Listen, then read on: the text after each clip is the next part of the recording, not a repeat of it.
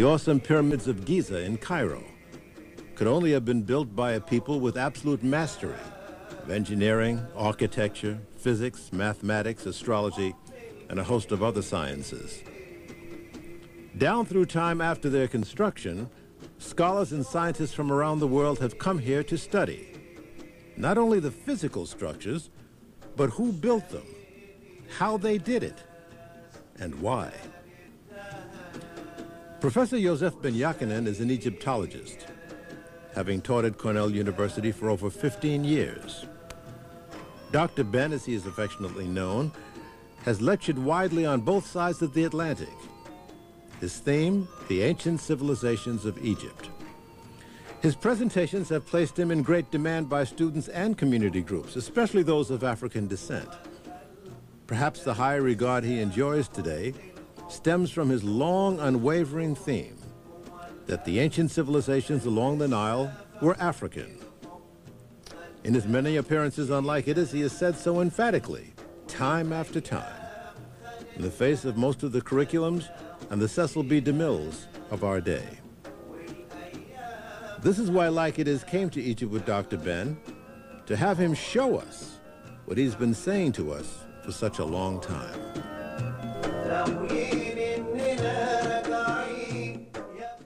From the Nile's east bank to the west bank, our journey's first stop was at the wondrous pyramids of Giza. How big is this pyramid that we're on? Which pyramid are we on now? This is we are the one of Khufu, which the Greeks called Cheops. This is 48 stories tall. About a story, let's say, from one floor to the next floor, 10 feet. So you got 48 times 10, 480 foot tall. Now, the metal you see on the top there, showing you where the end of the capstone was originally, before it was removed. So it will be fought. But then the building goes down into the ground. What you see there is the earth surface, earth level. But below there you got another 2 stories down, where you got cutways, walkways, tunnels, and so forth. And recent sounding, they have voids that they believe to be other rooms or whatever, chambers or so forth. Now, downstairs you have beautiful work, the friezes and so forth that tells various things that the average person will see on the outside. But it's about 3.5 city blocks. 3 times 200 plus approximately 640 feet. Each leg is 3.5 city blocks. Roughly square, a square was 640 feet. You got about 2 million blocks in this building. About 2 million. How much do they estimate each one of these blocks of granite? This is granite? No. This is limestone. How did they bring that stone all the way from... And barges, and floating barges. Quite recently they found the area where they dock, like a wharf, harbor, where they were able to come off the Nile and come up into this area and bring the stones that were brought. Now, you're a civil engineer.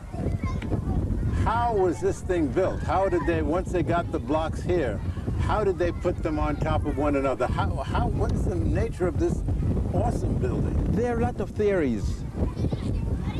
Mine, if I could add mine, and it may not be mine, some other people may have thought of it, but I take my theory from Karnak Temple, or the Temple of Warit. There is an excess of a ramp left there. And there's some places you can see some pieces of ramp. So it is obvious that they use the ramp system. The higher they go, to keep the same pitch, the longer the ramp came, so they can keep the same degree. It was easy then, because remember, you have about 300,000–400,000 people not working during the inundation period, the flood period.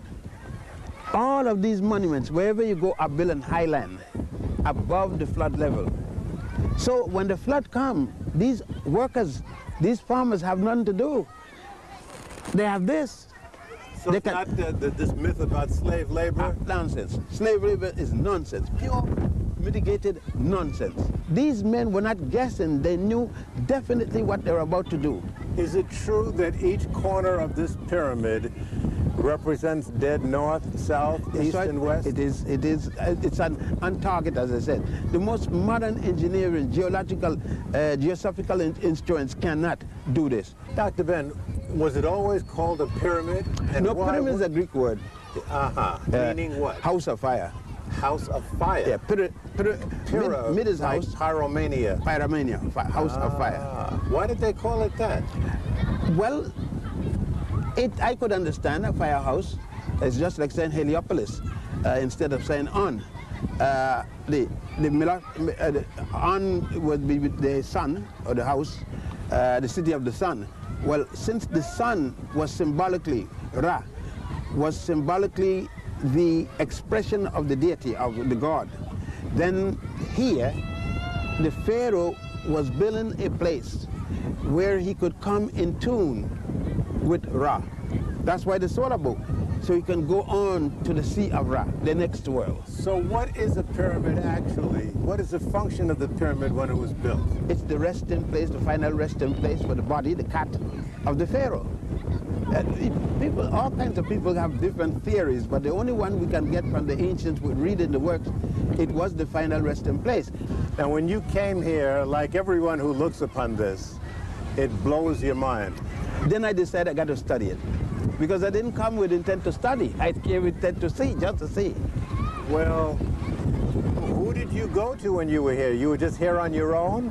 I was here on my own. Believe it, I had just married. The tradition, my father and mother pick out my wife. I had to marry by the culture. It was, I'm gonna marry the girl, I marry her. She's pregnant, and my father said, look, you got to go, you don't have much time. We are going to take all the expenses for your wife, and we want you to come back before she delivers, so you must go, because it's not going to be much more time. I want you to go before I die. He wasn't going to die. He was a young man. The possibility of dying was remote at that time.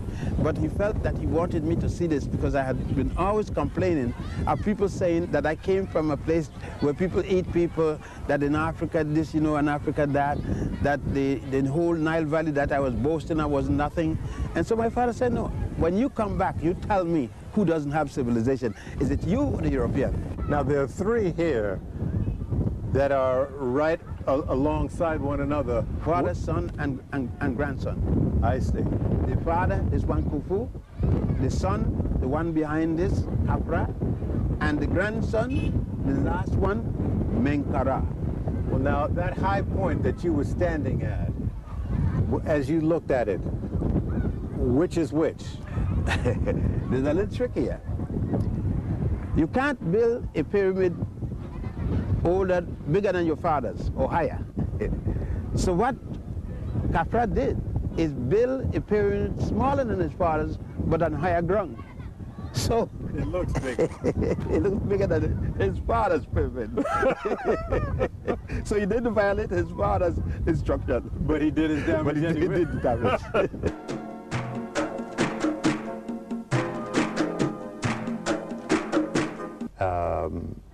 In Cairo, from where? Alexandria? Alexandria. And you went there by boat? I went to Alexandria by boat, and I came down to Cairo by freight train. Now, where did you tell me where you went from there? Well, I went and got housing at the El Nil Hotel.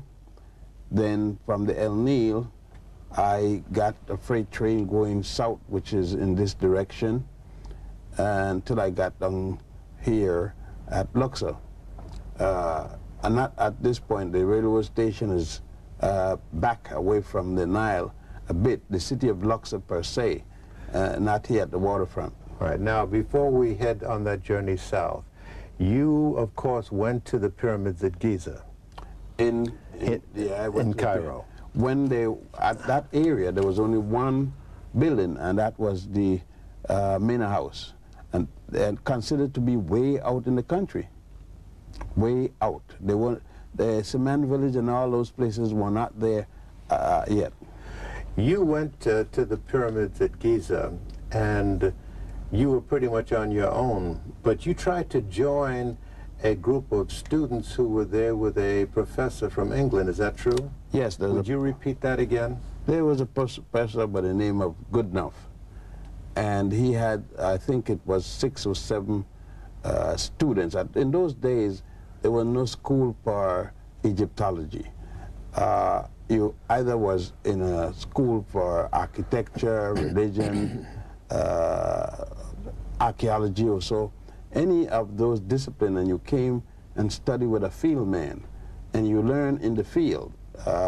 There were very few so-called textbooks in Egyptology.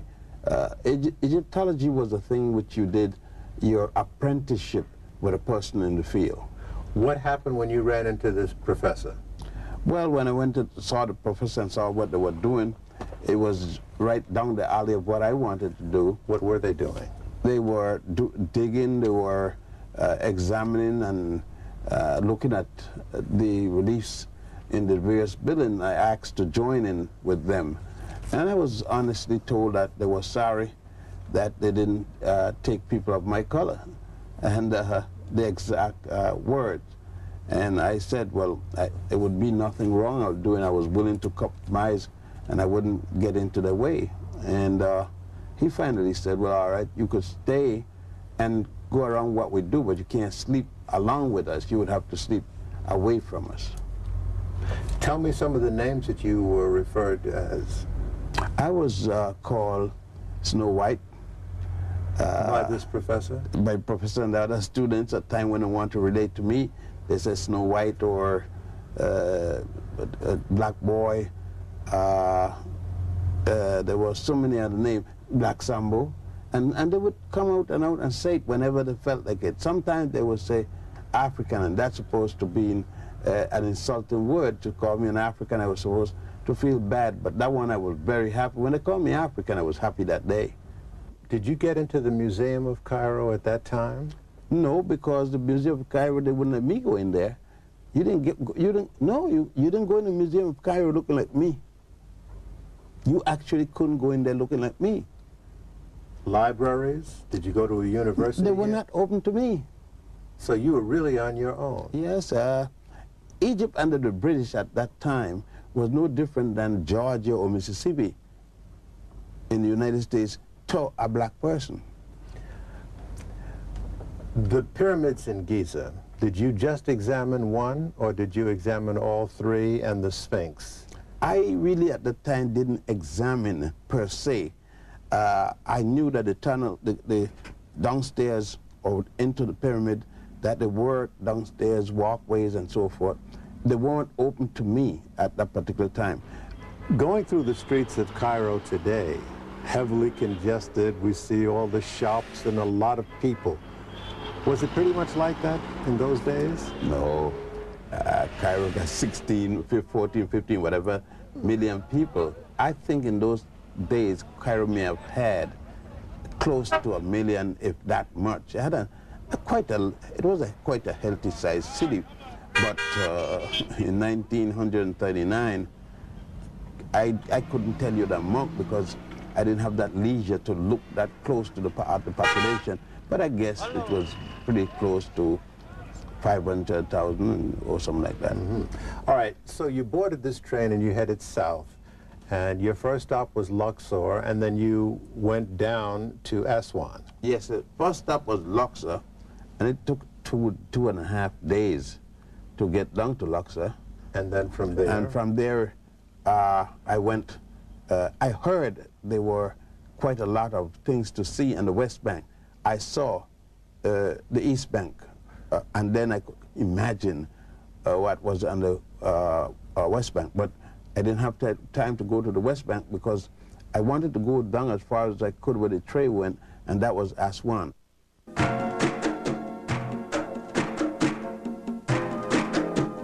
Now, the Nile flows downward to the north. Here, the pace is tranquil and most beautiful. The people here are, as Dr. Ben himself would say, burnt of skin. On the afternoon of our arrival on a sailboat called a felucca, Dr. Ben unfolded the story of the ancient civilizations of the Nile. According to a great high priest of ancient Egypt by the name of Hunefer, Hunefer. He wrote a papyrus. It's known as the papyrus of Hunefer, the paper of Hunefer.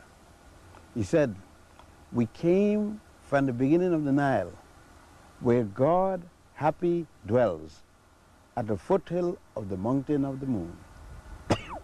The mountain of the moon, there are two places in in Africa named Mountain of the Moon. One is between Ethiopia and Kenya and Tanganyika, called Kilimanjaro, means Mountain of the Moon. The other is in Uganda, Rwenzori. It also means Mountain of the Moon. So when you look at it, there's two bodies of water that make up the Nile here. The Nile came down as a body of water from Ethiopia called the Blue Nile. The White Nile is a body of water from Uganda. Both of these bodies of waters meet in Khartoum in Sudan. They continue from further north from the south, and they meet another body of water out of the Ethiopian highland, and that's called the Atbara River. And in Atbara, Sudan, those other two bodies meet. Therefore, from then on to here and to the Mediterranean, which was called the Great Sea, that body of water, the Nile, has been the one that played the highway for a major civilization that started in Central East Africa and reached its zenith in this land. And so you're saying then that the people of Central Africa migrated north up along this river? Yes, I'm saying that the original high culture, where the people first start to make scratches, symbols, writing down, hieratic and so forth, finally develop into alphabetical presentations, mathematical signs, religious signs and symbols and so forth. They actually had their beginning in Central East Africa. All right, so there were several thousand years that encompassed this dynastic period that preceded the birth of Christ. If you deal with Manetho's figure, it would be from 4100 BC. 4,000 years. Yes, and to 30. Now, if you deal with other figures like Marriott, Budge, Maspero, and others, they got varying period or varying dates for the beginning of the dynastic period. All right, now this is a long period of time. There were several kings or pharaohs and queens. A lot happened in this period. There were wars. If someone wanted to get an overview of what was the most significant periods in this 4,000-odd year period, what would you point to? What kings were the most significant, or pharaohs? What queens were the most important? In reality, that's very hard to do. However, since we all have opinions, the 18th dynasty would consider to be the one with the most action. However, I would have to say the first dynasty, in that brought into effect all that happened after that. What happened is this southern man, the country was divided into two, the north and the south. This man in the south, SAAMR, a king, organized his other vassals, other small kings, against the man in the north to have a unity, a man called Scorpion. They met in a battle for unity. Either the south was going to control the north, or the north was going to control the south, and they met at a place called Memnefer, today called Memphis. The war was fought there, and the men from the south, SAAMR, won. He took his concept of the deity, God, Ra, against the man who lost his concept of the deity, Amen. You would think that he would put Ra in front since he's the one that won, but no. He was wise. Psychologically, he said, no, I wouldn't change. He let the god of the north be the first to be mentioned, and thus he made one god out of two, Amen, Ra. So the people in the north said, this must be a good man. He let our God be the first to be mentioned. And all of this was devised in a place called Memphis. Memnefa or Memphis. Now, if we were to go to Memphis, what would we see today? Are there anything that's remnant of that period? Very little. You will see some statues by Ramesses II, one at least about 40 feet, 30, 40 feet. Two in the yard, general yard, one of them having come to Tennessee when the Ramesses exhibit had come there, another one almost as large, and some other smaller statues. But the main buildings of the temple of god Ptah. Ptah was in the mythology the god who made gods, responsible for making gods. The god of all gods. The god of all gods. And you would see his, what's left of his temple, just sporadic pieces of foundation here and there. There isn't at least a quarter floor, or the height of a quarter floor, any place. Was this done in Ramesses' lifetime? The statue, yes. It was. Yes. Did he order things like You this? know it is in his lifetime. Why? Why? Because he is standing on the left foot. Left foot forward. If he was standing this way, it would be, you know, he's dead. He's dead when it's dead together. But he's standing this way, he's alive. Very near to Memphis is a place called Saqqara, where the world's first pyramid was built, although it was shaped somewhat differently. Dr. Ben showed us. Did the Pharaoh design this pyramid and order its building, or did somebody else? No, as a matter of fact, he had no business at all with it. The idea came from his prime minister, who was also an architect. As a matter of fact, he was a multi-genius, the first one recorded in all of human history. You got to consider we're talking about 2800 BC. This man called Imhotep, or for short, Imhotep. He didn't want his pharaoh to be buried like other pharaohs. He thought his pharaoh should be buried in a much more glorious state than the wood burial place that they had prior. So he decided, when looking around, I could use this material, it lasts forever. And thus he said a stone, limestone, and says, I'm going to build it out of this. But they were building burial places out of this wood in a square.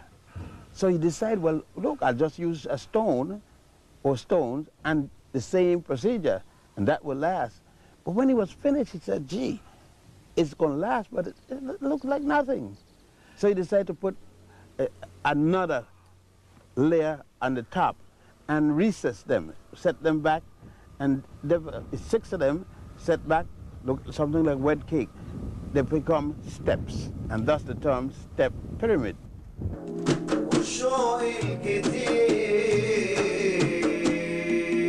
Sees the second at Abu Simbel, breathtaking to behold.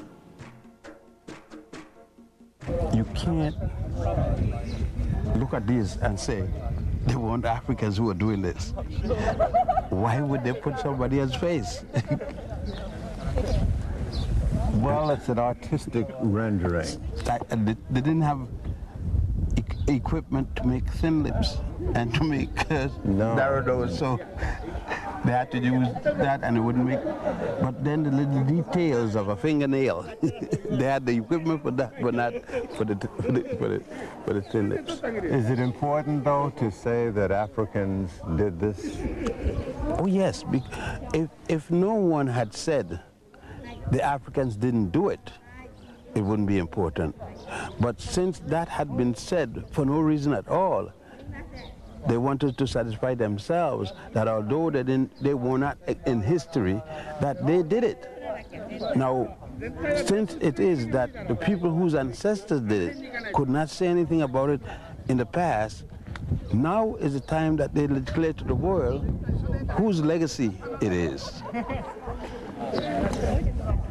All 4 of these figures are of the same man.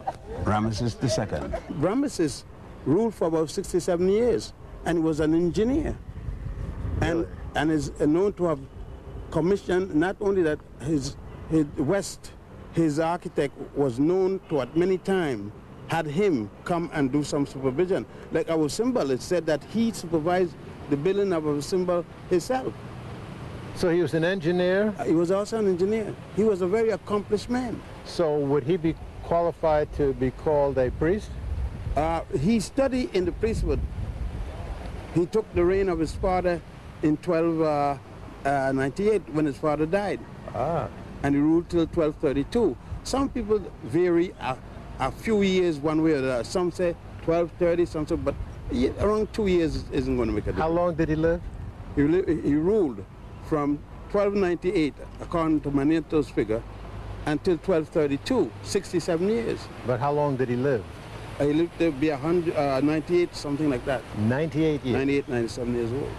And he had how many offspring, do you know? Well, he had as many offspring as you got guides. Some say this. So he had many wives, some said 200 offspring, somebody said 100 offspring, some 30, 40. I don't know, but quite a lot. And wives? How many wives did he have? Quite a lot. Quite a lot. But who was his favorite wife? His favorite wife was Nefertari II. What would possess somebody to look at something this magnificent and mark it up like that and defile it with their name? Eh? There are many factors. One, hate. Two, grudge. Four, their own smallness. And five, it's a means of saying, I did it. Now, in between these figures is a passageway. What's in there? That's to get into the temple. That is an actual temple with a hypostyle hall, although there are only 4 columns on each side.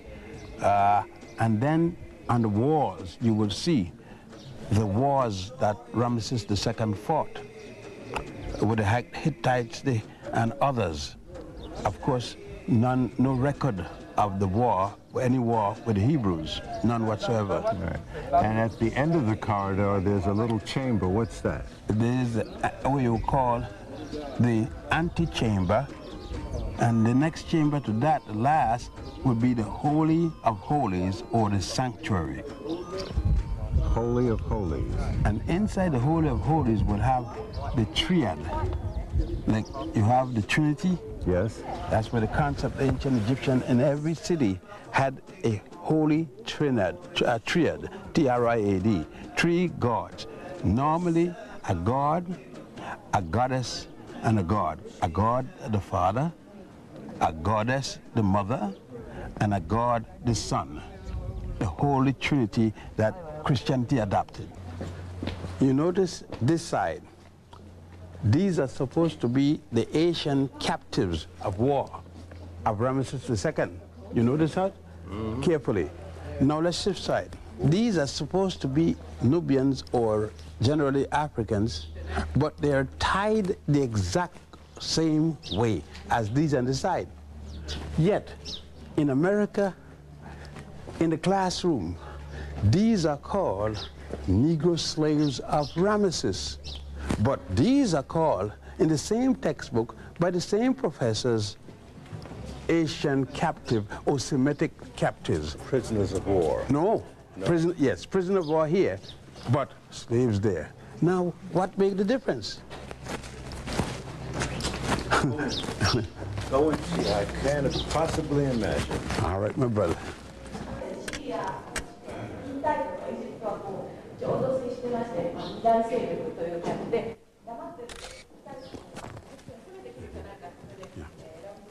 Is this the full extent of the lights I can put on, or are there more lights? Dr. Bennett, what are we looking at here?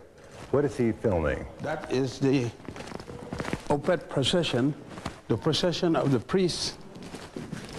And after Ramesses come back from war and is victorious, it is the procession of the priests.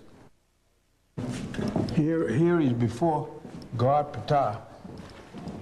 He's in front, Ramesses is in front of God Ptah,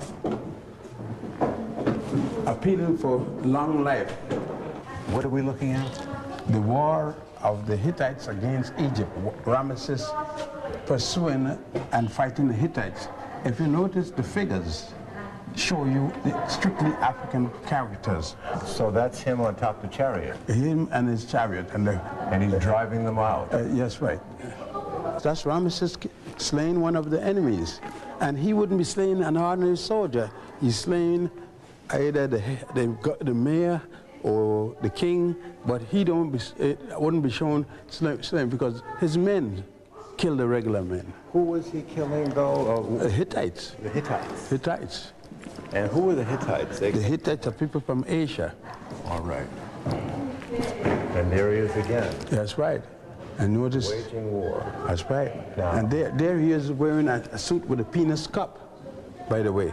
That is to protect. Slaying his enemies. Slaying the enemies. As we left, Dr. Ben explained that this magnificent temple was originally located much closer to the Nile River and was recently moved.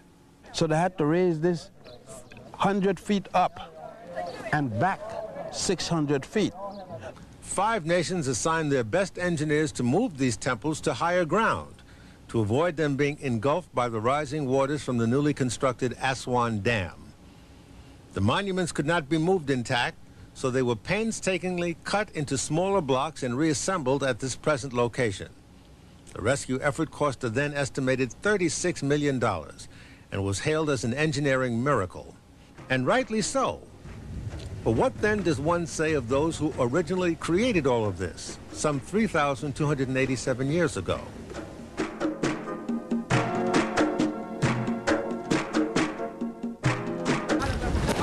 And this is the temple of Nefertari. The second. The second. This was Ramesses' favorite.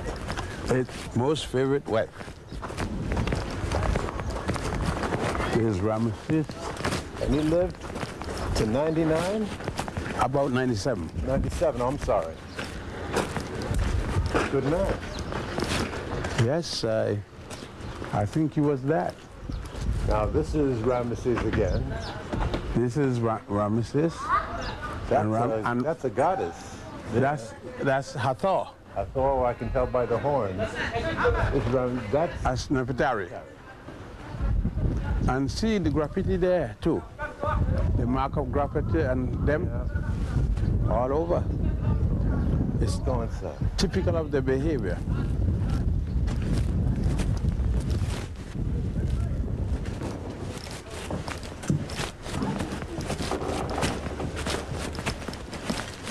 What do we have in here, Dr. Ben, on this wall? The same thing. You have God Horus, or blessing the king, and here again you have the God Ptah also blessing the king, King Ramesses II.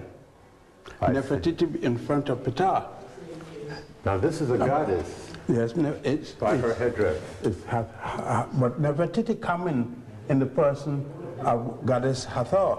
I see. And paying honor to the king Ptah. What is this depicting here? She is visiting goddess. She is again paying homage to goddess Hathor. Remember what I said? Hathor comes with a sun disk between the horn of the cow. Right. Now we know it's Hathor. If you put a little chair, the throne, on the top, it becomes what? Osiris. Isis. Isis, I'm sorry. If you put a maze, it becomes her sister, Nephthys. How was this work done? By chisel. They gouged out, this is granite. Yeah. And they gouged it out. They chiseled it out. Now, in some work, where they didn't chisel, they take the work and they put a thin layer of plaster. Yes. And when the plastic was damp, they put a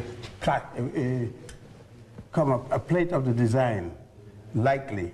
Then they came and draw over it. But in this case, where they got to chisel into the material, it was done with hammer and chisel. And what about when in place, not on the ground? First they put the stone up, then they do the finishing while it's up. Colors. Where did they get their colors from? From clay, from tree barks, and they made their own color. Flowers a different way. They made different kinds of stain and dyes with the color. To last this long, huh? Oh yes, because they put it in the mortar and it goes in and penetrates. This was a place then for all people to come and worship. It's a temple, But the temple was in the name of Goddess Hathor. Goddess Hathor. Nefertari temple for Goddess Heru, Goddess Hathor. Hathor, or Het, listen, Het, wife, Heru, wife of Horus. Now, what is the significance of the figures being seated?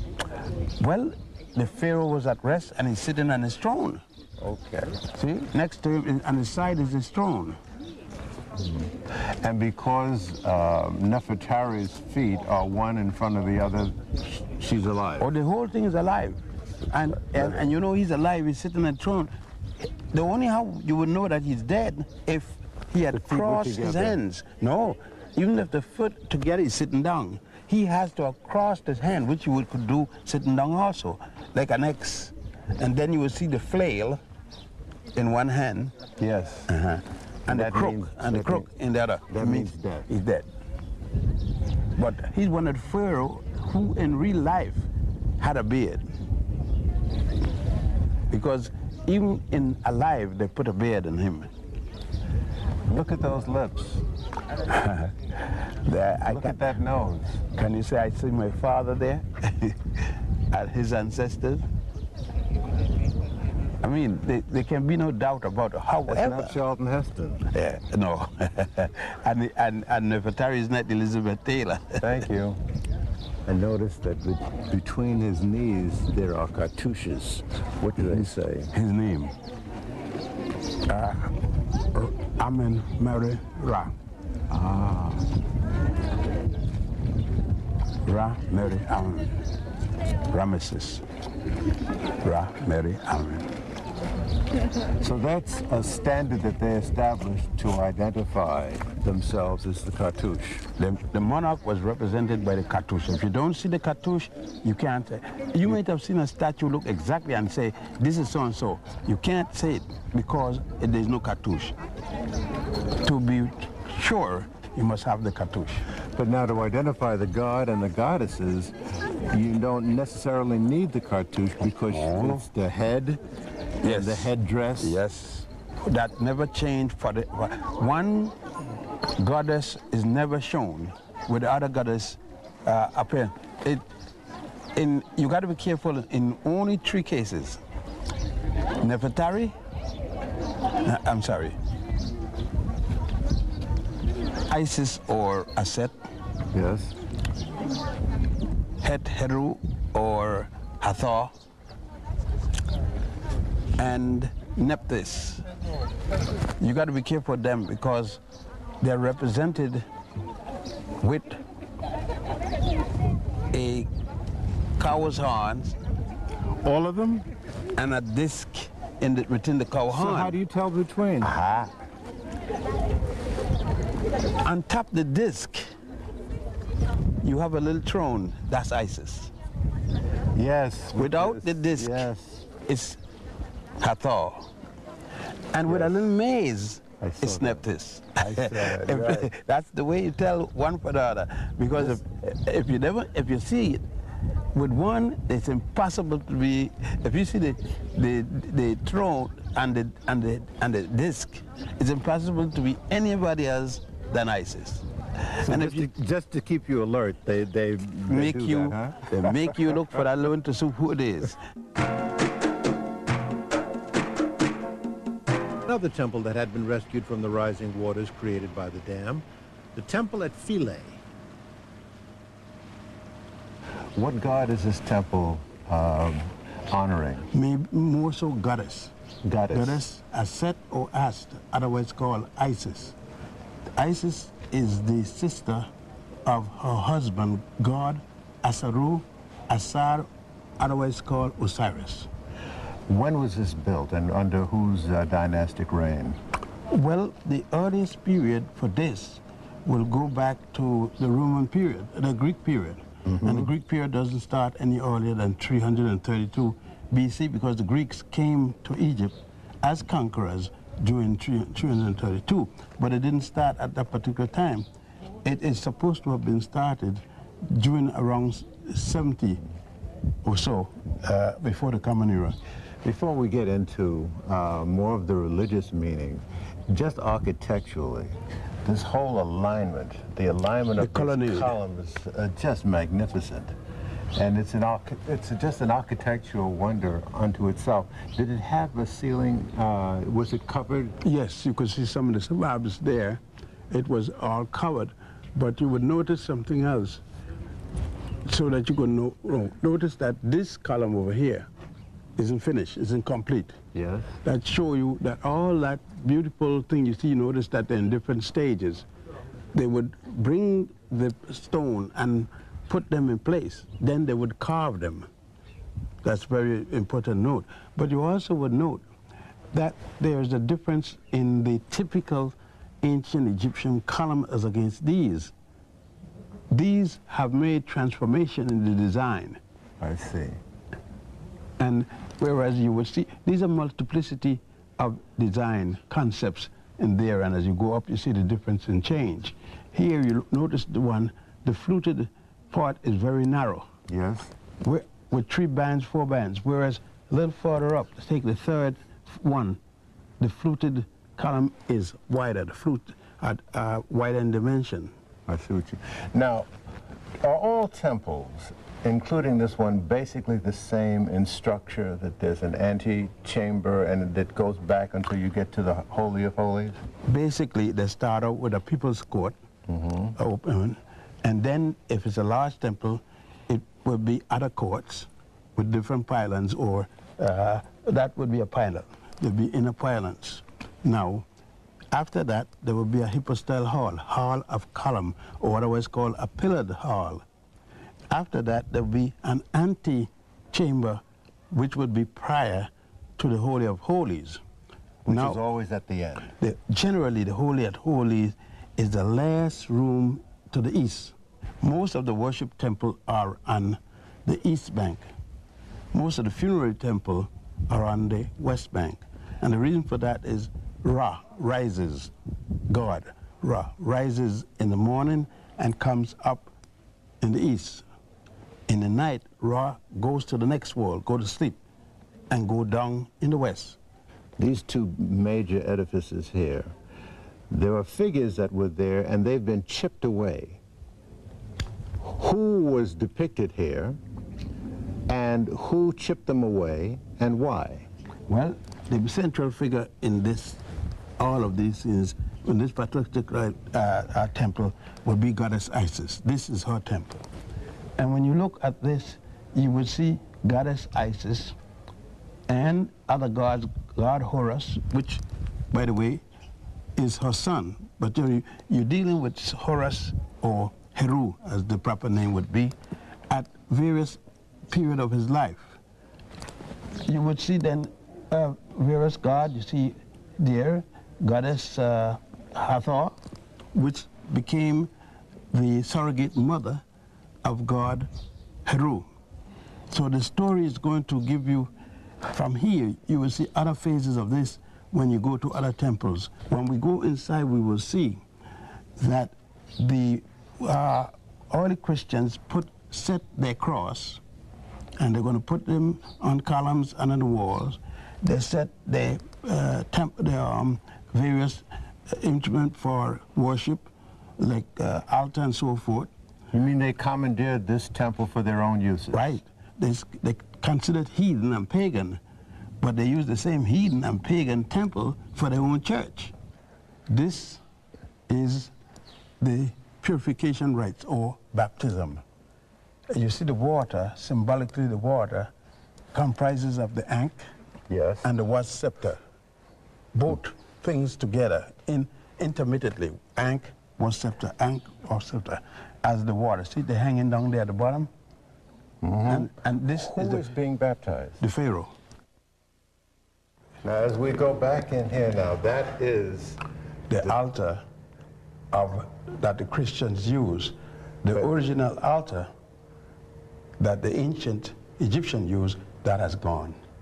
But it was in that room that was known as the Holy of Holies. Holy of Holies, or the sanctuary. And that was, in Only a sense, the high priest.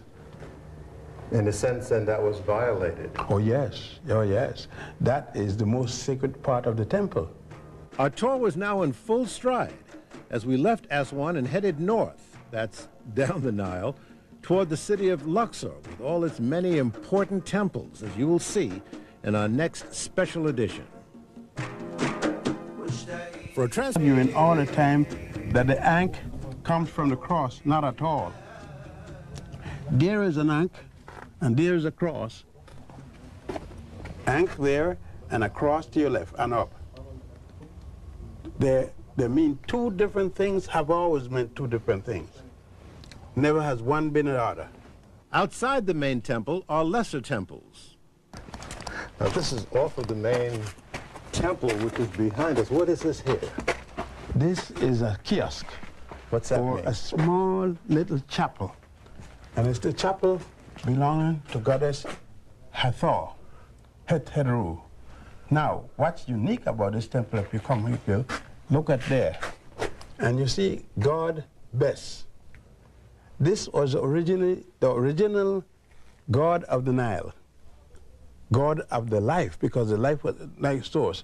Now you see Bes playing every instrument there is. The harp, which you thought was a European instrument. Here is God Bless playing the tambourine. Here. Here is God Bless playing the flute and like an oboe. Here is over there playing in the form of a monkey, playing what Farouk call the electric guitar. Here is it. Look at like any electric. Here he is playing a bassoon. Here, you see what I mean? He's playing all the major instruments that you thought were European. Why you say that? I knew this a long time ago. Yeah, but I just want to refresh your memory. The back of this lesser temple looks out on a lake created by the building of a dam, which would have engulfed the temple had it not been disassembled and moved to this higher ground. These are the remnants that they took out from that old site. Yes. And sooner or later they're going to be restored somewhere here. Here. These remnants are going here. Build this temple here. They got 5,000 another island, which they will also bring here as money come available. You know something? What I noticed here, there's some colors there. Yes. Of red and blue. Right. Right towards the top. And the back, yes. You mean to tell Some me of the that they original. were that brilliant blue color? And remember now, Right up here towards the top yes, of this? Yes. And remember that some down by the low roof there too. Yeah. And remember, and some here, different places. But remember, this was mostly underwater all year round. We boarded a launch across the Nile to meet our bus to go to Luxor. We saw a hotel that was in business during British rule. Dr. Ben was barred from staying here at that time. And then we were on our way to historic Luxor, with stops along the way at two important temples laden with information, as you will see.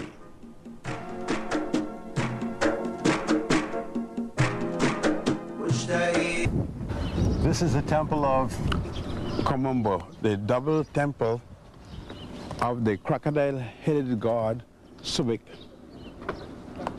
and the falcon-headed god Haroes. When was this built and who built it? This was originally a temple before the Roman period and the Greek period. However, when the Greeks came as conquerors, they ordered a temple be built here, and this also called the Greek period, and that was done by the Ptolemies. Is this the same concept in all the temples that you go back into different? Yes and no. Yes and no. The open court, the hypostyle hall, the antechamber, and the Holy of Holies, but this is a double temple. What you have on one side, you also have on the other side. So you have two Holy of Holies in this temple. I see. Now I see Horus. And this is a good shot of the baptism, isn't it? Yes. There you have, in this case, there you have Horus, or Horakti, and you have the Pharaoh, the Ptolemy, and you have the god of scribes, the god of historians, and that will be Tahuti. The Greeks call him Thoth. Are these original colors here? Oh, those are some of the originals. That goes back to the original. Boy, this must have been just gorgeous. Oh, yes. Oh, yes. This is the purification rites, or baptism of the Pharaoh. This is the god Tahuti, sometimes called Thoth if you're using from the Greek way. He is holding the jar, the goblet, with the holy water, and on the opposite side is Heroes holding another. They're pouring the holy water over the Pharaoh. Which Pharaoh? This is Ptolemy 11th or Ptolemy 12th. You notice that the holy water is made up of Ankh and was scepter. Ankh was scepter. Ankh was scepter. The Ankh is the key of life, the symbol of the key of life. The was scepter is the highest authority of the king. So baptism didn't take place when you were an infant? Oh, no. Well, baptism goes back for thousands of years, long before the story of Jesus and John the Baptist. But contrary to the way we've been taught to think of baptism, it took place when you were grown. Oh, yes. Now what's it the next? The next is the preparation of the coronation scene with the putting of the crown on the Pharaoh's head. And here you have the god Nit and goddess putting the goddesses, Nit another one, putting the crown on the king's head. And Horus, witness it. Horus is carrying the was scepter. You remember you just saw the was scepter in the thing? This is the highest authority, the was scepter. And you can see that's Horus because it's the head of the falcon. He's carrying the head of the falcon on the head, on the disc of god Ra on the head. And here you have Goddess Hathor and the queen Cleopatra. This is Cleopatra. Cleopatra. One of the better image of her that you would see. It's not too much like Liz Taylor, though. Oh no, not at all. And the hair. Not at all. That is actually you could see coarse hair, curl up, and then here's God Horus again.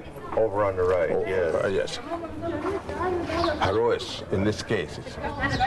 Dr. Ben, what is this? This is an ancient calendar of the times when they was based upon the lunar calendar. If you would notice, it is based upon the moon and then the sun. For instance, 1, 2, 3, 4, 4 and 4 is 8, the month, 8th month. This would be 2, 4, 5, the 5th month. The 4th, see, 4th, 5th, 6th, 7th, 8th, 9th, 10th month. See, the 11th month, and so forth. So that you know what year it was, what month. Did they have the 365-day? 365 and a quarter day, corrected each 4th year. But they had a 13-month calendar. There was 12 months of 30 days each, and 1 month of 5 days.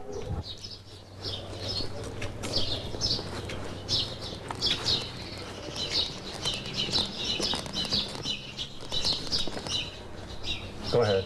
Here is another scene. This is very important because it shows the Pharaoh paying homage to Goddess Isis, or Goddess Aset, sitting on a birth chair. What do you mean? Birth chair? What do you mean? This is how deliveries were made from a stool like that? Right. And if you notice her breasts, that it's full.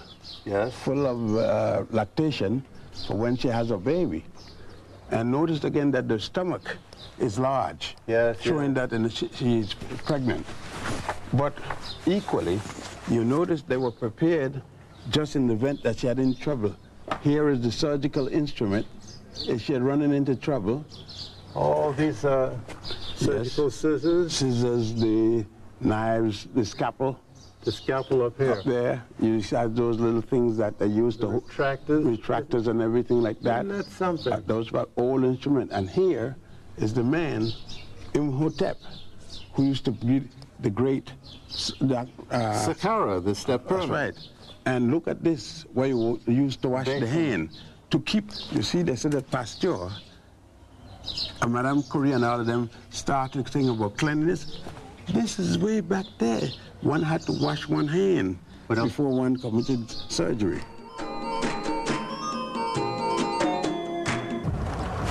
You know what I noticed about these temples?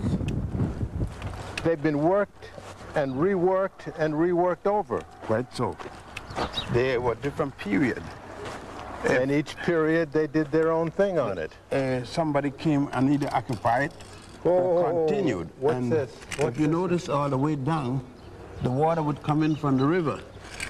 And this is a Nileometer or Nileometer. My. So you could see the different level as the water darkens around the rim here. So the crocodile would come, they would get the crocodile come in and they'll catch the largest and the strongest crocodile and keep it here in the Nileometer. Plus, they will know when the high tide, they will know when the flood is coming down, because this will get higher and higher. And since the rains come in Ethiopia and Uganda around July and August, by September it would come, but they would see it when it's coming because in advance. Because the water would rise. Oh, this would sort of forecast. Right, and they would also be able to tell the taxation based upon the height of the water. Means how much water they're going to get and how much silt they're going to go up. They know from just here in the meter. You know something?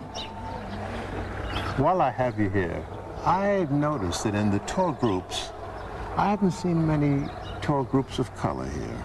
No.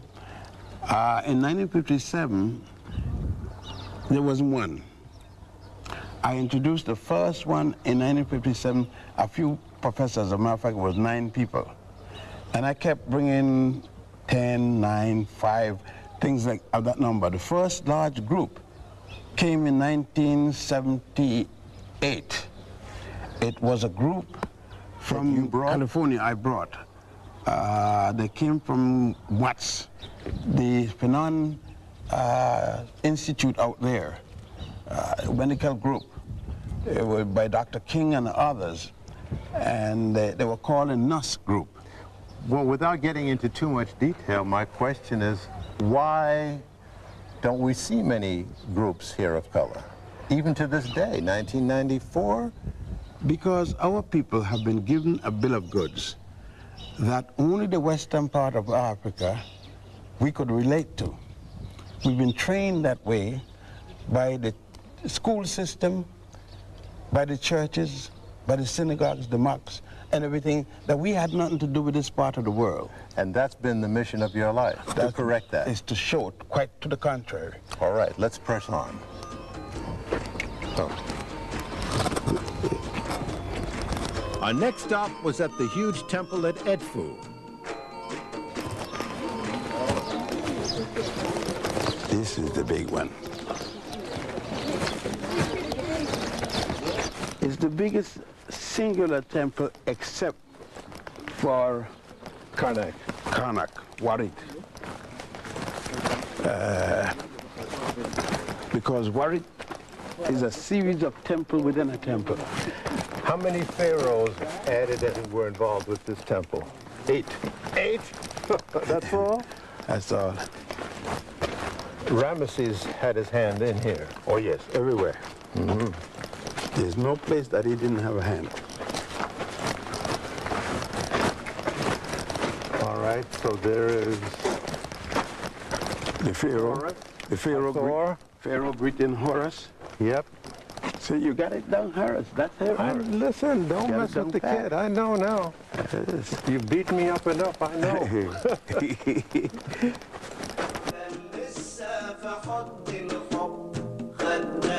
You will notice that the architecture is the same kind of thing with a quadrangle. And then you have your series of columns. The series of columns here follow the pattern that you will see in Abydos, the columns, the colonnades, as a part of the courtyard. You will see colonnades here as the same type of colonnades when you get to Luxor, in the temple at Luxor in Warit. You will see the colonnades. In addition to being a place of worship and a place to document their stories and their religious stories, did the pharaohs and the priests live here?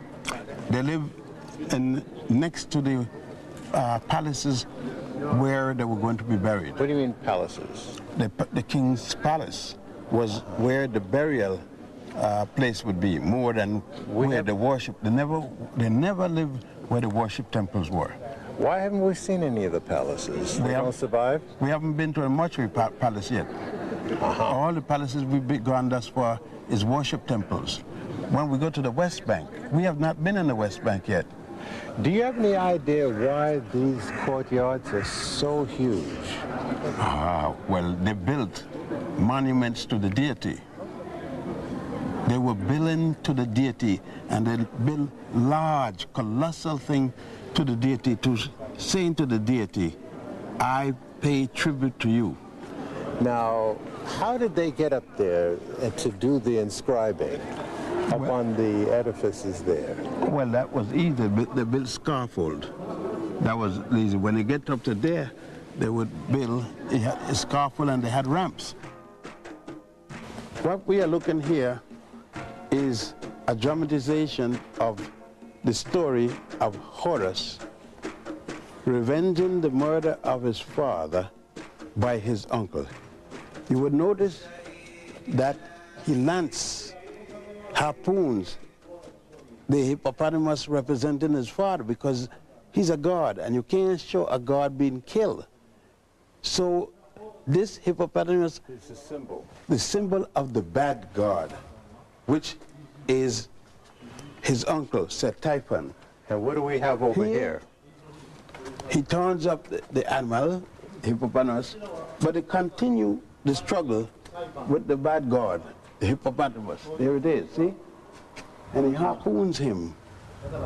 All right. Continue down, and as you see, the different gods and goddesses in the story. They're assisting him, because remember, they're killing the evil god. This was a treacherous murder. It's a treacherous murder. He had killed his uncle 2 times. This is the second time. First, he hanged his uncle. The second time, he had hanged him again, but cut him up into 14 pieces.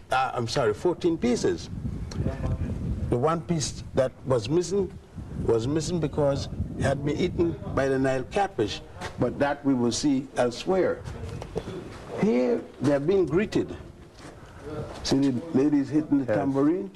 He's greeted coming in here, and he has already killed Horus. Now here, over here to the left, is the hippopotamus. Much bigger now. Much bigger. And here, but one thing I want to bring to your attention, he kills him with a harpoon. Yes. Yet they told us in school that the Swedes invented the harpoon. They know Sweden when this story is. They know Sweden when they made this temple. And yet we have a harpoon. So somebody had a harpoon long before the Swedes had it.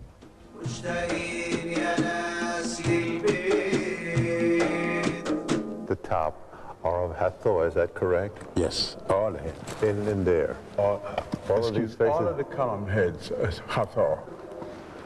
In order to hack away and chisel away all of this work, those who did it had to erect scaffolding. Most of them erected ladders because scaffolding, they didn't have as much material, but they had little scaffolding, but most of it was done with ladders. The point I'm trying to make is that it took a lot of effort. Oh, yes. To really do such damage to this magnificent temple. The time they took to do this, they could have built their own building. The point is that they condemn this building, they destroy the things in there, and then use the building. They call the building pagan, and the people pagan and heathen and all that, but they use the same building that they condemn as pagan. Well, you can't show MGM movies in a Paramount building. They take some water and call it holy water, sprinkle it around, say a few prayers, and that make the pagan building become a good Christian building. Okay. This is what, some sort of a... This is a chapel, a small chapel. And as a matter of fact, it's a chapel of Goddess Nut. How do you spell that? N-U-T. Pronounced Nut. Some people write it N-O-U-T. And what is the significance of this? The ceiling? If you look, you would notice Goddess Nut's head here, her hands hanging down there, her body comes this way, her foot goes down, and then you see the sun, God Ra, comes as the sun with all its rays, and the rays coming from her, the sun comes out of her vagina, and the rays go over Goddess Hathor. Hathor holding the tree of life, and her head is staying on a mountain. Then you see the sun going back in the night as the moon and going back through her body. She takes it back through her mouth. It goes again around her body and comes out through her vagina constantly, so because the wall never ends. The whole cycle of life then? Yes, sir. Wall never ends. Revolves around the female? Yes.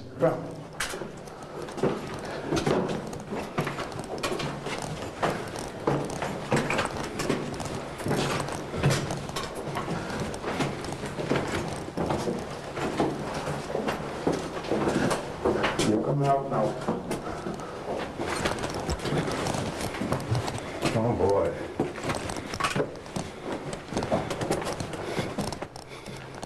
We're on the top of this temple now. And what is this? This is a sundial. It was made for the room to tell time. How does it work, do you know? Well, the sun cast a shadow in here, and they had a compass with the time of the world, and the sun would, as it moves up to the fulcrum, it would cast a shadow, and they could tell what time of the day it was. So all of that is long gone. Yes. How did you know then that it was this? Well, it was here, and we know, seen it in other temples, and know what this is. I see. And you notice by the way the faces of Hathor is all gone again. I can tell by the cow ears, but again, it's all the face. And the hair. These are keys which indicate wall. In other words, this is what the column was anchored into. These little there was a wall here. See the wall? Yeah. Were you sitting on? This is it, huh? That's right. That was weird. See that? Ah, I see. There was a wall this wide. These were anchored. I see. A wall this wide. And there's other keys on top of that, so this wall was quite high. Went up. Wow. See, because they had to earthquake, they had to anchor these stones. They couldn't just put one and depending on the weight. You had earthquake. So they used the key, but never mortar? No, no mortar. Wow. Egypt is the mother of the Western world civilization. It didn't start here. It started where Heru said at the beginning of the Nile, but it reached its zenith here. The whole world must look to Egypt. The entire world, bar not a single country. Every high culture must come here for the beginning of what they are. I don't care if it's Jewish, if you're Christian, or you're Muslim, if you're Greek, or you're Roman. You must come here. Here is where it started, along the Nile, and here it reaches zenith. If you're talking about Abraham, you're talking about Moses, they were here. Moses, they said, was born here in a place called Goshen. Abraham came here and received his education. He had no education before he came here. All of them came here. The whole thing about the 10 Commandments came out of the 42 negative confessions. Dr. Ben is teaching reverse racism. They call it what they want. I don't mind what they call it. The fact is, if a teacher come here and prove me wrong, I'll go any way they got and show them what they wrote, where it came from, and carry them to where it comes for them to see it. The point is, my evidence still exists. They can't show me Adam and Eve, but I could show them Osiris.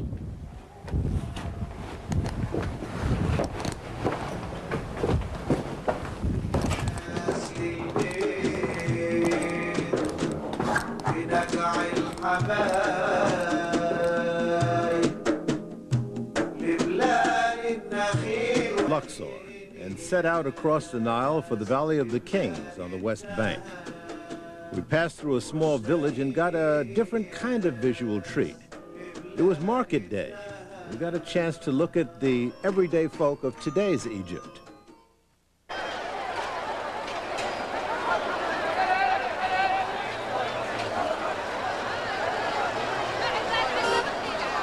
But our business was history. This is the temple of Ramesses III and others. But what's unique about this guild is that the oldest flush toilet is still here. You gotta be kidding. Yeah. A flush toilet. Yes, I'm going to show you. Where? When we go here, go into the next section. As a matter of fact, you still smell the doo-doo. Yes, sir. Now, how did that work? Now, there was a bucket up here, and they will tilt the bucket when the person is finished. It was also a shower here. I see. And then when they tilt the bucket, it would flush the water. As you notice there's a trough. It's the trough. This will go down, and there's a hole down there. The water will run out and go into a flush system. And how old is this? This goes back at least the 20th dynasty, about 1100 and add before the Common Era, before Christ. 1100 before Christ.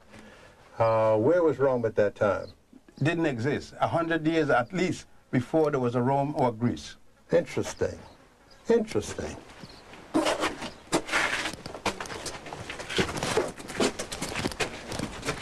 Now this is a side of the temple, Dr. Ben, but boy, is this dug out deep. Why? They did that to avoid destruction by the people who came and defaced temples. So they make this very deep. Even the attempt to deface it, in terms of this, that was done. By the way you get your hand, you just touch a scene from the Nile. See the different type of fish. Yeah, there's a duck chasing the fish. That's right, and you can see the different types. I see. A mullet, a snapper, and so forth. But this was really designed to frustrate anybody who wanted to deface the property. In other words, they had experienced it already. Oh yes, he's come now in the 20th dynasty, Ramesses III. Ramesses he's in the 20th dynasty, and he's had at least all the way from the temples going back to the 17th dynasty, all the way has been So defaced. most of the figures in this temple then are cut deep like this. Oh yes. Oh, yes. Okay, well then let's go inside the courtyard again.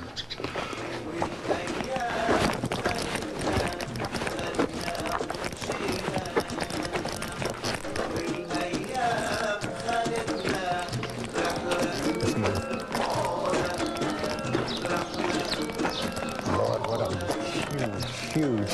huge court. Now, where are we now? That is the colonnade with statues. Every one of those statues is a finger of Ramesses III.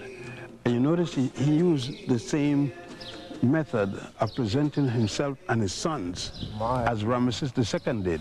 This is huge. Yes. This is just... It's colossal. Colossal. And when you consider, it goes all the way back in the Gill. How long did it take to do this, and where did they get the stones from? Well, local stone. Back in Aswan? No, the marble, where you use marble, that came from Aswan. Where you use the limestone, it came from the local quarries. Now, what would this courtyard be used for? The multitudes, the common people would come here, as they're called? The common people come, and the priests, and the priests address them. Right, but could the masses go any further inside? No, they'll stop here. Now, on the right here, on this wall, which is just off this huge courtyard, the faces look, they don't look African on the right here. Those are ancient people. Are these the invaders? These are the invaders. As a matter of fact... And they're bearing arms. Yeah, but they're not the invaders in this particular case because Ramesses went to Asia and fought them. They had invaded before. They're forced back, and now Ramesses pursue them, so that they are fighting now on Asian territory. All right, but now as you move further to the left, you see that they're actually meeting in combat here.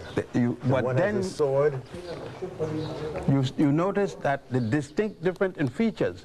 Well, as you move to the left, yes. Right. You then see where the two combatants meet together, you see one is an Asian and one is an African. You see African with long pleated hair. You notice the face, the facial, the nose and the lips, so you got no doubt. Yeah. And they're wrestling there? And they're wrestling, they're fighting. But some are falling, others are standing up. The battle is going on. The Africans fighting for Egypt and the Asians fighting for Persia. What is the significance of looking at this? The significance for me in this particular case is to show that there were Africans and the Egyptians were fighting as Africans, and they fought people as Asians.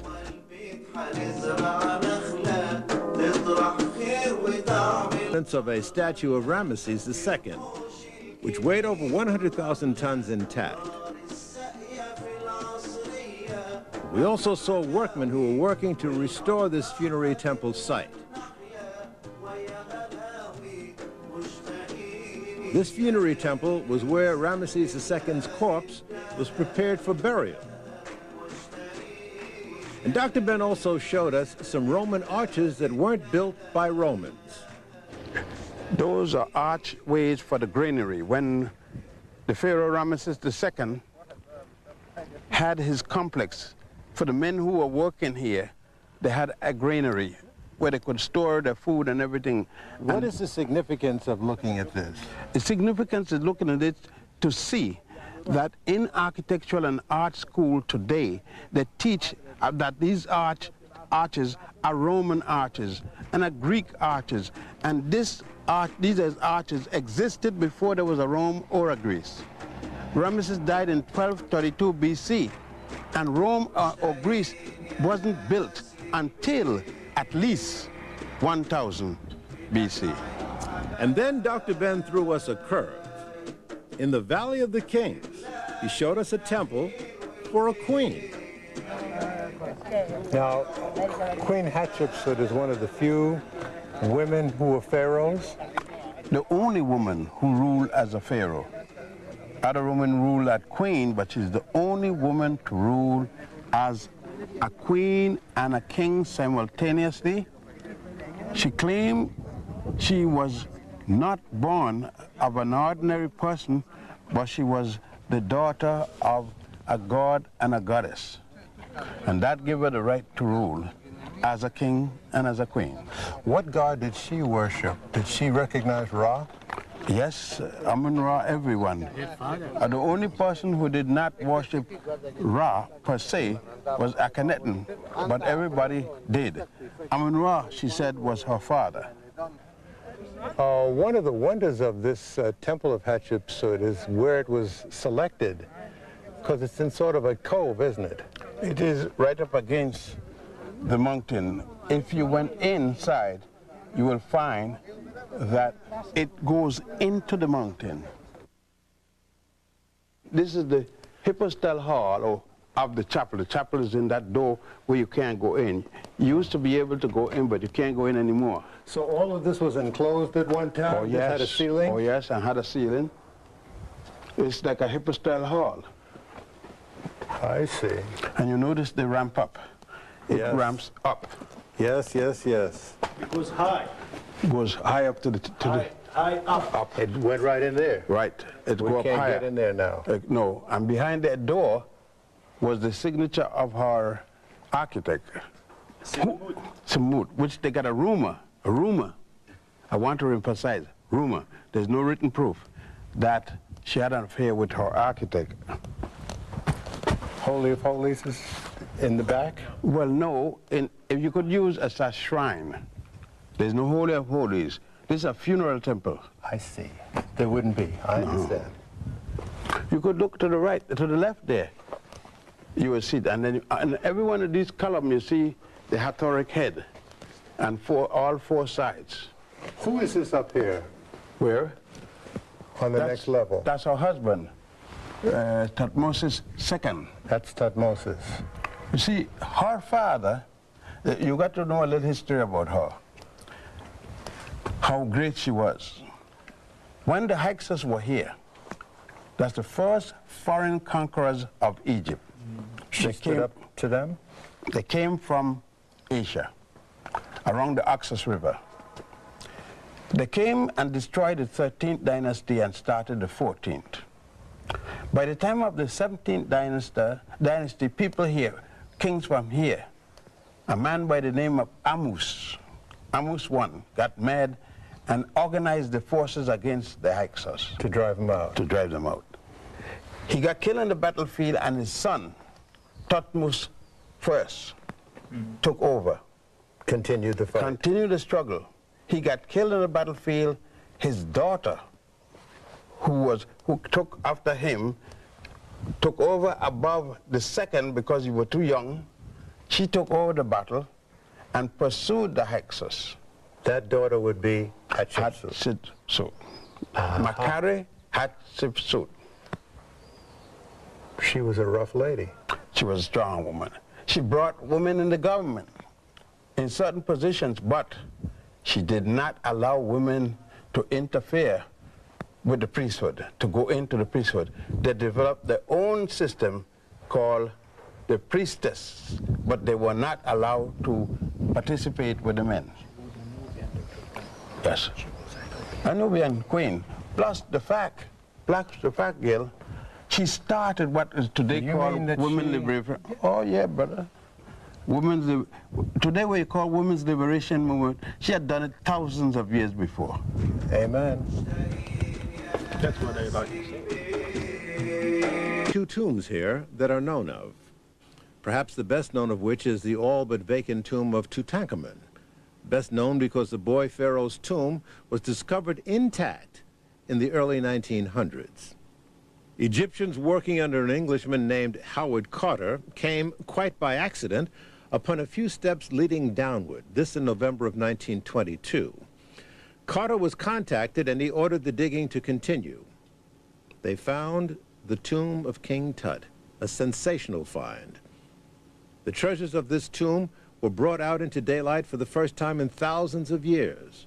Works of solid gold, alabaster, and other precious minerals, fashioned into exquisite works, intended not for the eyes of the living, but to accompany the young king on his journey to the afterlife.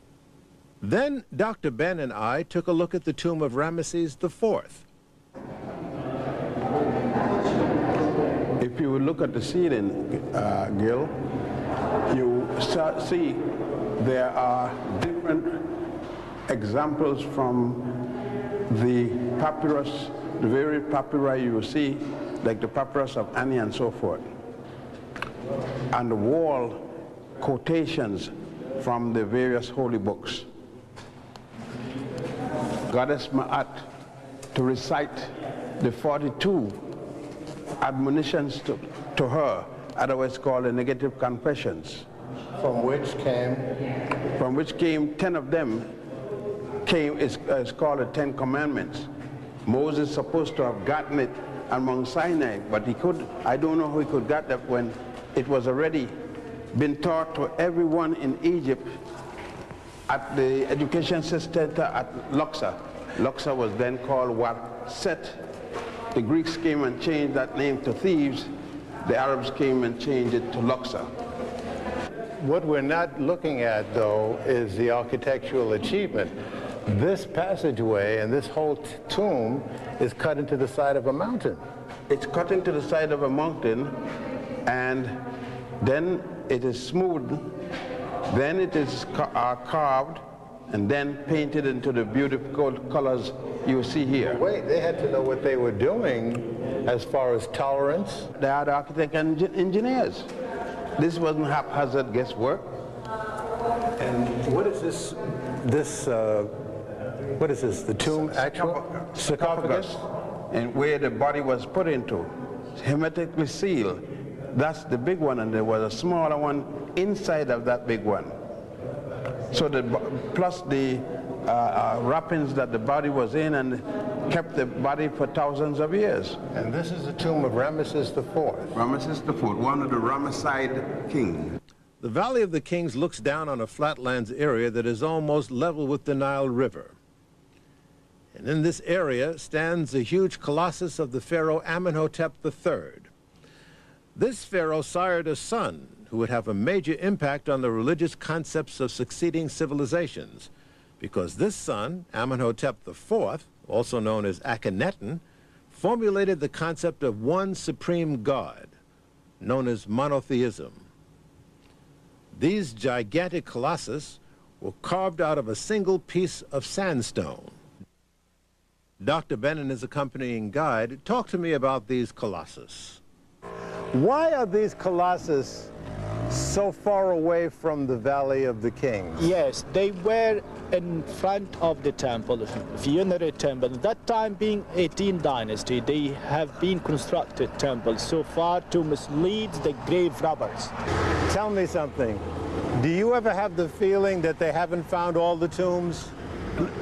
They found the 62 of one period, but there are other pharaohs missing of other periods. And nobody knows where they're buried? No, they could be anywhere in Egypt, because... digging in Egypt by luck, by chance, like Howard Carter has been discovered, King Tut by luck. But sheer luck. As a matter of fact, it was Sheikh Abdul Rahman, his father, was the one that found the tomb, and Howard Carter get the credit. The credit, yes. Is it true what they're saying, that Howard Carter turned out to be a grave robber himself? All of them. That he kept some of it for himself? All of them kept for themselves. And they sold to museums, and they kept for themselves, and they sold to museums. But they blamed the people who were equally robbing the tombs. But when they robbed the tombs, they didn't keep the monuments, the artifacts to themselves. Somebody got it, and they don't have it, so somebody got it. Dr. Ben told us that most tombs and funerary temples, where the bodies are readied for burial, were located on the west bank of the Nile because the sun sets in the west. On the east bank were the temples of worship for the living, such as those directly opposite the Valley of the Kings, one of which is the largest worship temple ever built. Just wait till you see it. It's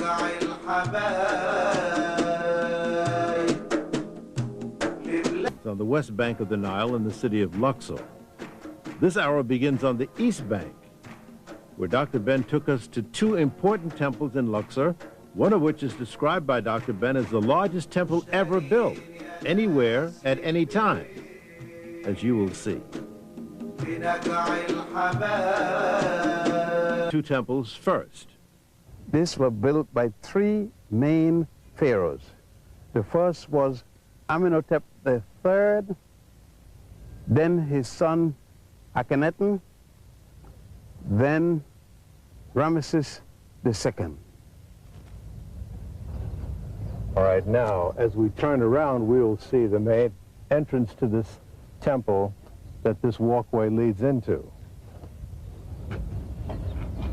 This was the training temple for the priests. Here was where men came at age 7.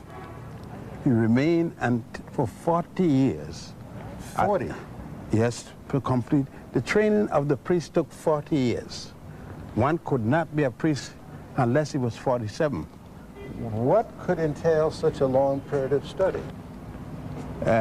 He learned the 7 liberal arts, engineering, science, mathematics, medicine, law, theology, you name it. The people didn't come here. They didn't come in here for anything. Only the priests came in here, the young training priests. The Colossus is Ramesses II.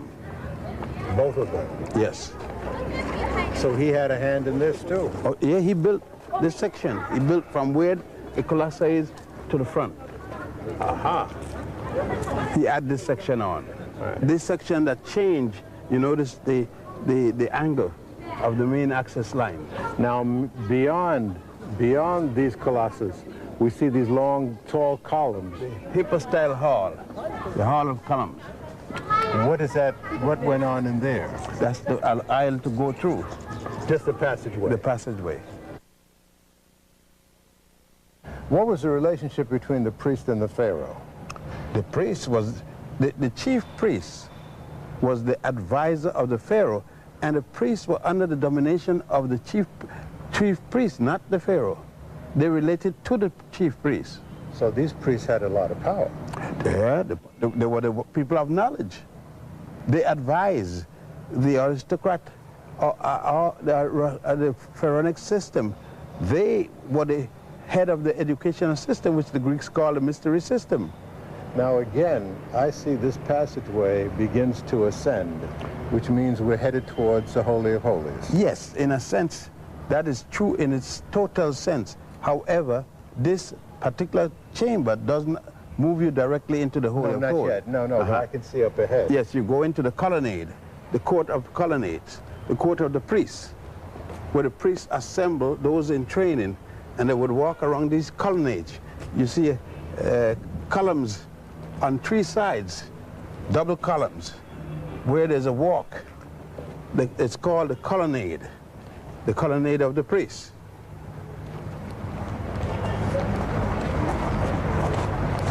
Now these columns are fluted. These are fluted papyrus column, as you see in front of you. Yes. This is a Holy of Holies. When the early Christians came in and occupied this, they painted scenes from the Christian religion. Look at on the wall. Some of them are still remaining. You can see some of the scenes. But I can see some of the scenes, yes. Right. And all over. They painted this also. And they did it over the original? Oh, yes. Yes.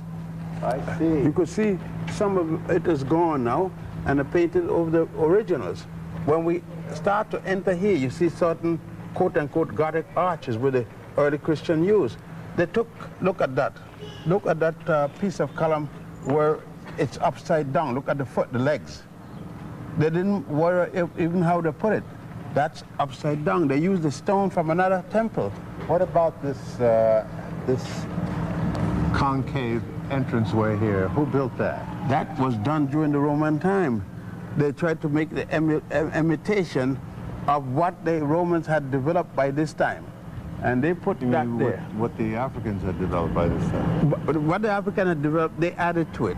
I see. When we left the Luxor temple, Dr. Ben and I walked down a long avenue of sphinxes with ram's heads that once connected the Luxor temple to the awesome temple of Karnak. So huge and beautiful, it's difficult to describe.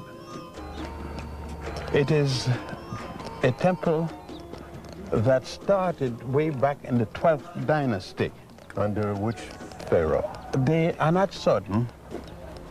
However, it was resumed. Work was resumed on it in the 18th dynasty by Amenhotep III. Okay, now this is the main entrance, and these are the figures of Amun-Ra.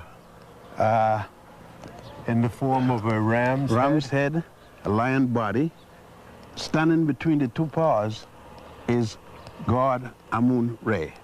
And this is the main entrance, my God. It's the main pylon.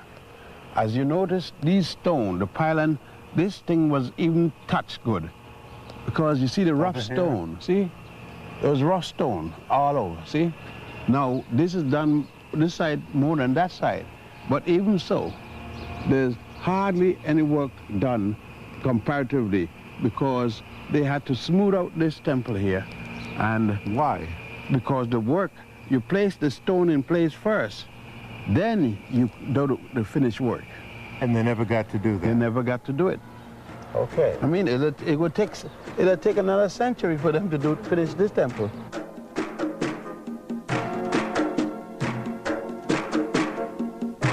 This is one huge temple. Yes, it's the largest worship temple in the entire world. You can take St. Patrick's Cathedral, St. John the Divine, both in New York. You could take the Canterbury Cathedral. You could take the St. Peter's Cathedral in Rome. All of them and put them together and run almost the Indy 500 and still get room. See, look, as far as your eye can see. Now, what is this? This is the first courtyard. This is the first courtyard. That was the mud ramp that as you carried the rocks up to as you go up, you lengthen the ramp. And you can build, you carry up the rocks up there. Could it be then that this is the same way the pyramids were made? Exact way. The construction to build very high, they did it by ramps. You keep the same angle, so as you go higher, you lengthen the ramp. That you keep the same angle. Okay, now let's talk about some of these figures. There's a huge column here. What is that? These columns were built by Tihaka, the pharaoh that came here from Ethiopia, one of the Ethiopian pharaohs. I see. Now, guarding the entranceway, there are two statues, and they are they represent death. At least This one represents life. Life. That one represents death. Of which person? Ramesses II. Ah, there he is again. Yes, right. All right. And then there, of course, is the ram's head with the lion's ram's body head, all the way around. Same as the ram's head you saw outside. And this is an anteroom. No, that's the temple of God Amun. The specific temple. See, the whole thing is the great northern temple of Amun. But that particular one is the temple, specific temple of Amun himself. So this temple is huge, but it is a conglomeration of many temples. Right. All right, now when we leave this enormous courtyard and walk down here, what are we going to see? Well, we go into the hypostyle hall. You're going to see 134 columns, 50 feet tall each, and about 7 to 8 feet in diameter. God. All stone. You're going to see all kinds of carvings in it, but in particular here, Gil. Right up there, you see God Min that I spoke to you about. Yes. Here is it. And on every one of these 134 columns, you'll be looking at God Min. Everywhere, the god of fertility. And elsewhere, he dominates this because Ramesses II, though he followed many, he followed Akhenaten father. Akhenaten father was the first in the 18th dynasty to continue this temple.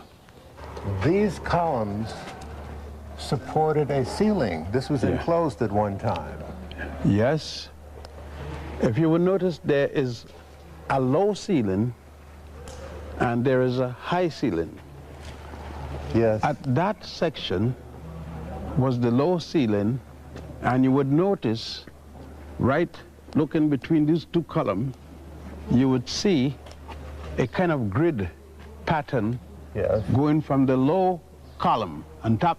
That you see the column here? Yes, yes. The beam across. Yes, yes. Then you see built up is the grid pattern to the higher column. That allow you to get light in at the side. And both, there were roofs. There was the low roof and the high roof. And there's some of the original colors. Oh, yes, and you would see the original columns under that beam, and you should see some of the original color under this beam. At least a little piece there. There is it, see? Yeah. We're holding this. And then you see original color under that beam over there also. at the high Tell me roof. something. Why do some columns end when scoop out like a flower and then some are straight up? Because some of the work wasn't finished.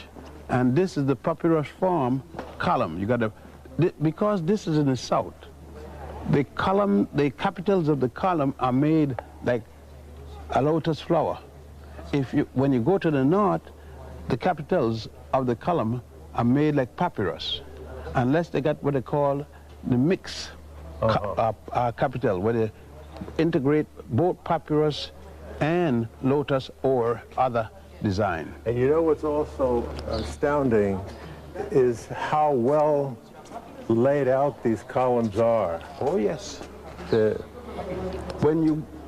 If you went look at that line there, it's perfect. Yes, but if you went in the center here, you would notice that if you went in the center here, you would notice, Gil, if you went in the center here, you would notice a complete, from the end of the building to the other end of the building, Right down there. there's a straight through. Perfectly aligned. Just as this one, it forms somewhat of a cross. Yes. You go straight down through the entire temple. That would be west to east, or you go down from north to south, the entire column, temple.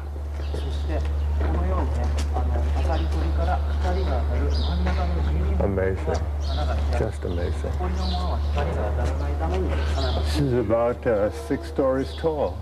Well, 50 feet, 5 feet per 10 foot is a floor. From floor to floor is 10 feet, and that's one floor. You got 50 feet, that's 5 floors. 5 floors. 5 stories. 5 stories. No mortar. No mortar. If you notice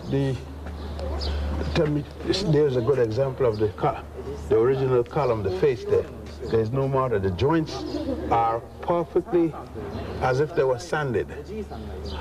When we were at the Museum, we were looking at one of the bases. Yes. And there was a little hole. A key. And that's a key. A key. And that was used to anchor. That was to anchor the stone. Just in the event of hurricane, not a hurricane, earthquake, that if it even shake, it would move. It would act as if it was one solid piece. So you're looking at master engineers, master architect. Oh yes. Master craftsmen, of their period, and up to today they would be masters. And a magnificent religion. Oh yes. Religious philosophy of peace. These were the founders of religious theosophy used today by Judaism, Christianity, and Islam. They have not gone beyond it. They're still using the fundamentals that were established along the Nile and best expressed here in this temple. Yes. In addition to the religious theology that was embodied here, there's just a sense of peace and tranquility that is absolutely overwhelming.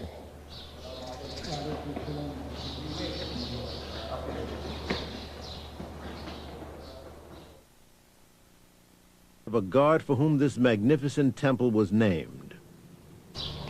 That is a relief of God Amun-Re, holding an ankh in his left hand. The ankh is the symbol of the key of life, and in his right hand he has the highest symbol of office, the was scepter.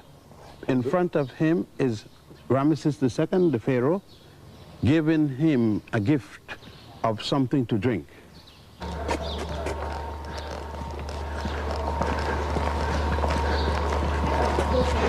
Now these are awesome obelisks.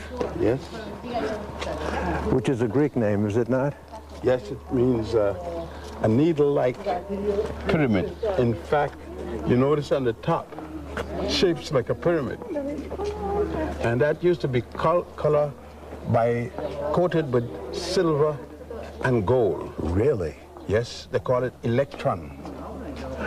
Are these two related in any way as far as religion is concerned? Or? Yes. That one is the column. The one on the right? Yes, the obelisk of Makari Hatshepsut. Yes. And this is of her son-in-law, Thutmose III. It's the same Hatshepsut queen who we saw. Right. That's she reigned at 1580 to 1450 something. Where was this granite brought from? Aswan, which is about 4.5 hours drive from here, south. 4.5 hours drive. Yes, by automobile. And there was no driving in those days. No, well. So they brought it up on barge. It came up on the boat. Somehow they got it out of the quarry. Out the quarry. Got it down to the river. Down to the river. Put it on a barge that was large enough. This is one piece. That's one right. Solid one piece. solid monolithic piece. How much does it weigh, would you say? Oh, I mean, a few thousand tons. What does the shape of the obelisk represent? It represents a tapered penis. Frankly, it goes back to the story of Isis, using the Greek name. Aset would be the Egyptian name. Put in erecting a symbol of her husband's penis, because her husband, Asar, or otherwise called Osiris, was murdered by his brother, Set-Typhon. It was also Aset's brother. That's that story we saw on the wall. Right. With the hippopotamus. Right. And when he was murdered and cut up into 14 pieces, she went and find the pieces symbolically around the world, but could not find one piece, the penis, because his brother had thrown that piece in the Nile, and the Nile catfish ate it. So she had them built or cut an obelisk to remind those who had persecuted and murdered him of his penis, so that whenever they go, they'll always have to see this penis. I see. You would notice that it's George Washington Memorial in Washington, D.C. is a copy of this. So what are you saying to me? That it's a symbol of his penis. Not George's, but... George, the President of the United States, the obelisk is symbolic of the penis regardless of who got one. It has one meaning. Now why? I wonder what George would say. Well, you know why? Every member of the United States, original Congress, and members of the cabinet of the United States, the first cabinet, was a Mason except one man, Benjamin Franklin, because he was a Quaker. What does that have to do with what we're talking about? The symbols they used for setting up the United States was based upon the Masonic order, of which they copied from here, the 22 tablets that were stolen from here by England. They used those tablets and used, take for instance... And is the pyramid included in some, yes. The obelisk? The pyramid and the money, like you said it. And the obelisk? The obelisk, the ever-seen eye, which they call some funny name for it. The pyramid, the sunburst, is symbolic of God Amun-Ra and Ra. The goddess Ma'at at the Supreme Court building with the scale, only that the scale with Ma'at is level. The scale in the United States is up and down. Not justice, but just this, not justice. Okay. And so on. Chamber here that we are in. What are these two figures here, Dr. Ben? Well, the figure on your left is Tutankhamun, and the figure on your right is his wife, the daughter of Akhenaten. She was the fifth daughter, Akhenaten, of Tutankhamun. How can you tell this was King Tut? Well, in this case, because I happen to know the question of the statue, although there is no cartouche for me to follow at this particular point, but at one time there was a cartouche on the body. So even though he was a teenager, he had a wife? Oh, yes. He was married to, Akhenaten married him to his daughter before he mounted the throne. Just a quick word about features. full lips, apparently wide nose. It was Was this an artistic concept, or is this an approximation of how the man looked? The artist must have been running through this country, because that concept is going on a lot of statues. Okie dokie. Now what's this? This see that is the Holy of walkway Holies. goes up, you so notice it that must be... the flow started to ramp up. And as soon as the flow started to ramp up, you start to question yourself, I am going to the Holy of Holies. This is a place that you don't believe in going into. I do not go into holies. I pay the reverence as I would not go into a modern synagogue, a modern church, a modern mosque in the Holy of Holies. I show it the respect. You wouldn't walk on the altar of certain churches? No, sir. This is the No, equivalent. sir. I don't have to pray like the people who it belong to, but I show them the respect.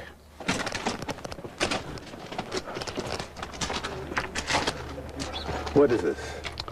This is based upon a calendar. The ancient Egyptians, how they were able to put numbers. 2, 1, 2, 3. 3. 10, 20, 21, 22, 23, 24. 24. 24 again, 33. 3. 32.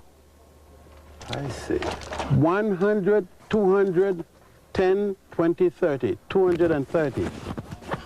220. Now how was this used? Well, it was used to add. Like a calculator? Oh yes, this was used as a calculator. And it was generally based upon months or something. They did the addition. They had to deal with how much grain, how much tons of this and tons of that. And that was the mathematical way of doing numbers. Interesting.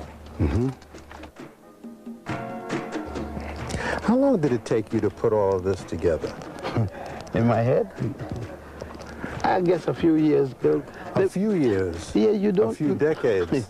You don't know when you're getting it, when it's coming into you.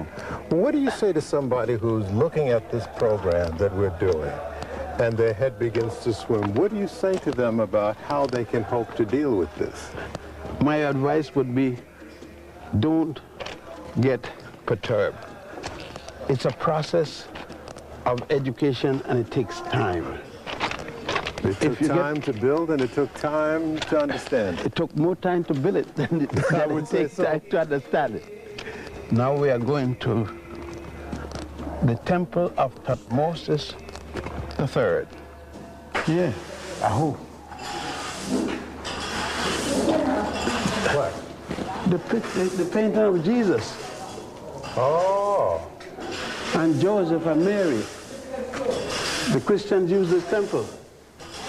This faded figure here is supposed to be of Jesus? Of Jesus with the wrong thing, around his head, that thing. So this was co-opted by... This was made a Christian temple.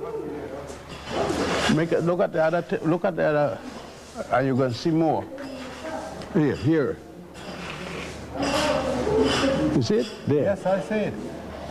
That's the statue of God, the triad of the temple.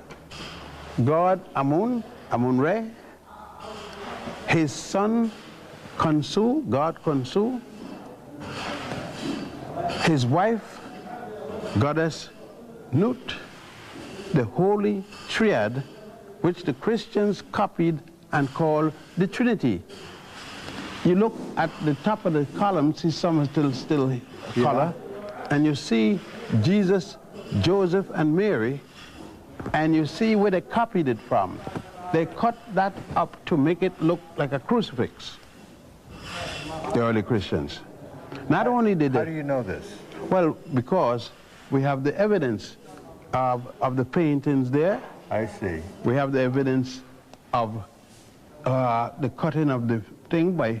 Here is the point itself. These were statues, as you see. They didn't even finish because they didn't finish cutting off the neck and head of the one to the right. And we have the experience of all the other temples that they occupied. Uh-huh. Since Dr. Ben has been coming here for the last 50 years, sometimes as many as 6 times a year, just about everybody knows it. Look, the big brother. Hi, brother. How are you, brother? My brother. How are you? How are you? I've seen you. How are you? Good? Hello, how are you? Tamam. How are you? Good? أهلا أهلا أهلا. How are you? Good morning, welcome. Oh, I see you again. Welcome to Upper Egypt. Who was this lake built for? For the priests. And who built it? Under what reign or dynasty?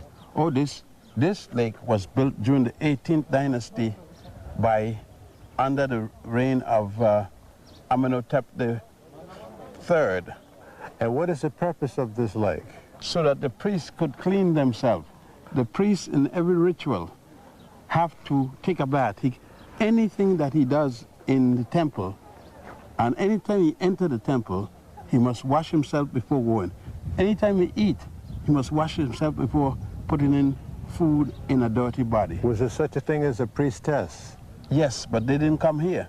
They had their own temples, and they did not deal with these worship temples. Now on the left here, I see some steps over on the left side of this lake. Yes, that's where they step down to do their the bathing. Could come down and go up. Yes.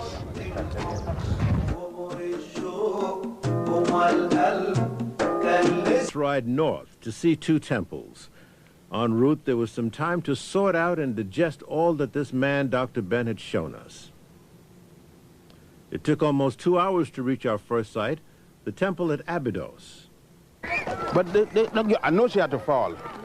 I know it will happen. Yes. Hello. Hello.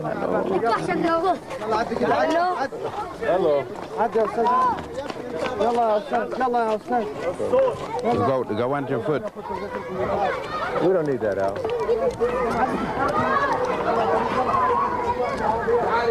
42 steps. Yeah? Yeah, you could count. 42 risers.